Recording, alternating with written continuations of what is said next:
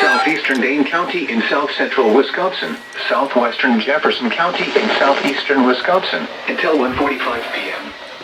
At 1:15 p.m., severe thunderstorms were located along a line extending from near Evansville to near Janesville, moving northeast at 45 miles per hour.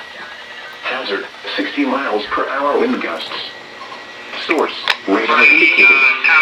Impact, expect damage to roofs, siding, and trees. Locations impacted include Fort Atkinson, Milton, Edgerton, Fitchville, Lake Koshkonong, Fulton, Albion, Butterville, Indianford, and Lytton. For your protection, move to an interior room on the lowest floor of a building.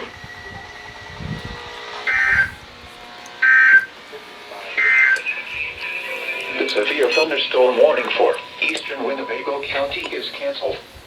The storms which prompted the warning have moved out of the warning area.